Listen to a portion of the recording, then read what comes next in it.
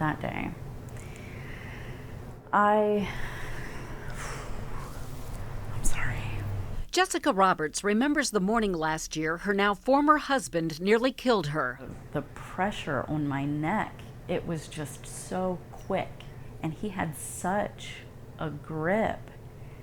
I was out within 3 seconds. What she experienced is what domestic violence victims advocates are passionate about, making sure the public uses the right word, strangulation. When we talk to survivors, we do say the word choke because that's what people are familiar with, but strangulation is really closing off the airway. Jane Kiefer is the executive director of Dayton's Artemis Center. She and others who help domestic violence victims have become increasingly alarmed at the incidence of strangulation with compelling reasons. We know if someone's strangled in an intimate partner relationship, they are 7 times more likely to be a victim of a homicide. Robert's ex-husband had strangled her once before, in 2007. He had grabbed me by the throat with his hand. Just not being able to breathe, I started panicking. Once he let go, she was left with redness and a bruise she could feel. I had a pain up under here, though, for probably a week.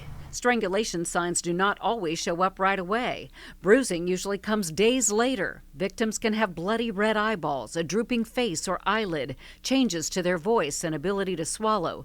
Strangulation can also cause serious internal injuries. And then there's the psychological damage. I think that the abuser is sending a very strong message that I control your life. That's exactly what Robert's husband did for the next 11 years. It may not have been physical, but I wasn't able to go places. Financially, he didn't want me working. And I knew what it was. I knew it was abuse.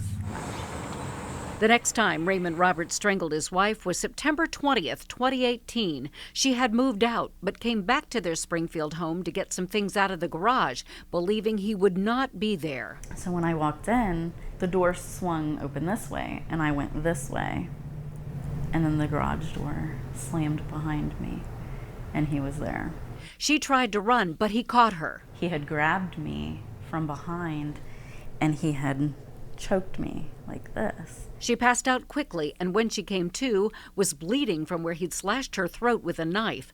Robert somehow was able to drive to a gas station a mile away for help. This surveillance video shows her ex-husband chasing her. That's his white car on the right. Her story, just one example of why advocates support Senate Bill 146. It would enhance how someone convicted of strangulation is treated under Ohio's domestic violence law.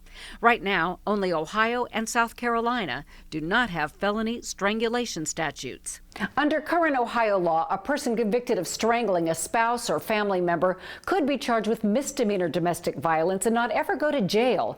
But if the push to make it a felony goes through, a judge would give the person convicted a mandatory prison term. Unfortunately, we think this bill is misguided. The Ohio Public Defender's Office opposes the bill, saying adequate laws already exist and that this proposal would waste taxpayer dollars by putting more people in prison than necessary. We think that money would be better spent on victim services and going straight to the victims of domestic violence. This is incredibly serious. Supporters argue strangulation is so serious it needs a clear legal definition.